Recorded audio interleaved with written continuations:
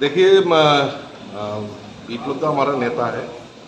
वो अभी हरियाणा जैसे स्टेट में बहुत बड़ा स्टेट है, उसका प्रभारी है।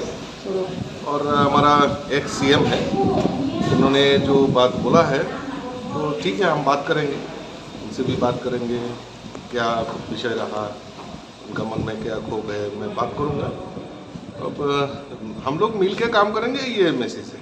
विप्लव दा भी चाहिए, मानिक दा भी हमारा नेता है, सभी नेता है, और सबको मिलके हम लोग एक साथ में काम करेंगे, ये हमारा ये है। और बाहर का जो बात बोला है हम बोलेंगे, उनके साथ बात करेंगे। কোন ঘটনার পরে মানে এরকম মানে বিক্ষোভ তিনি দেখালেন, কেন ক্ষুব্ধ? দেখুন সে উনি তো প্রেস কনফারেন্স করেছেন, আমিও দেখেছি আপনাদের মাধ্যমে। তো আমি কথা বলবো উনি কি ক্ষুব্ধ, কি ব্যাপারে ক্ষুব্ধ হয়েছেন বা কি ব্যাপার রয়েছে। তো এটা আমাদের পরিবারেরই সদস্য, সবাই আমরা মিলে কাজ করব। যদি কোনো রকম কোনো জায়গায় ত্রুটি হয়ে থাকে নিশ্চয়ই সেগুলি আমরা निरसन करे आगामी दिन संगठन जন্য কাজ করব।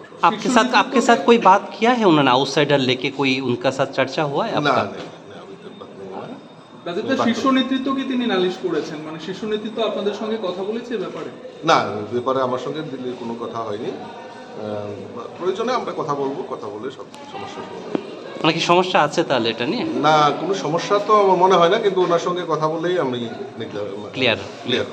ঠিক আছে, থ্যাংক ইউ।